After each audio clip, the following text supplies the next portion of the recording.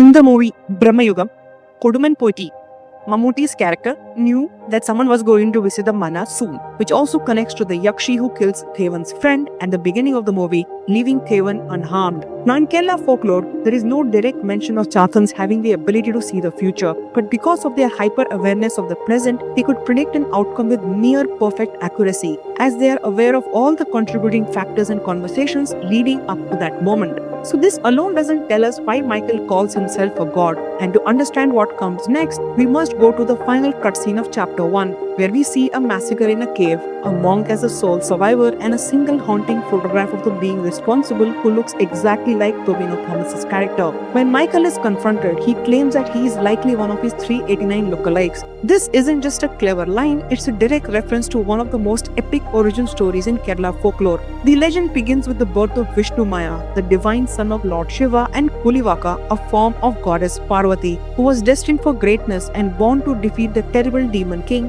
Bringasuran. During their colossal battle, Vishnu Maya was wounded, and as his divine blood struck the earth, a miracle occurred. From each drop, a new warrior sprang to life, a Kutti Chatan, born to defend their creator. 400 of these spirits rose from the battlefield, but the demon king was powerful, unleashing the celestial weapons known as Brahmastras. In an act of ultimate loyalty, 10 of the newly born spirits bravely sacrificed themselves. With the help of the remaining 390, Vishnu Maya defeated Bringasuran. After the war, their purpose transformed. Lord Vishnu Maya became a revered deity, a guardian of the land who answered the prayers of the devout, and his 390 Kutti Chatans became the eternal protectors of the land. This divine origin is the very heart of Michael's identity, and the key to understanding his seemingly contradictory nature. When he claims to have 389 lookalikes, he is speaking a literal truth rooted in this legend. He is one of the surviving brothers from that celestial battle, born directly from the blood of a deity. He is not merely a servant of a god, he is in essence of God. His power, his consciousness, and his very substance are divine, which could be why he was able to anticipate future events, and his arrogance stems from a truth that no one around him can comprehend.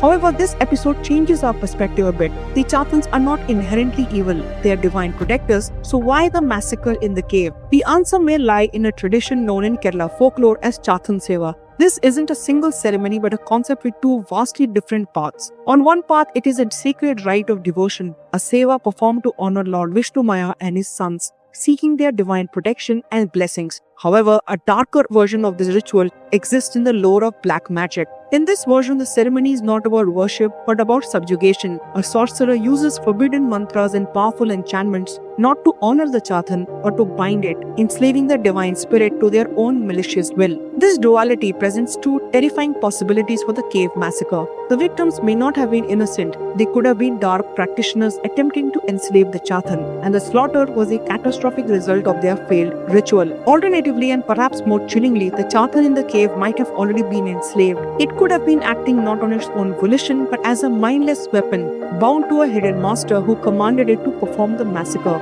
This sets up an incredible conflict for the next film. Is Tovino's character now on a mission to free his enslaved brothers? Is he the leader of the 390, fighting to reclaim their heroic legacy?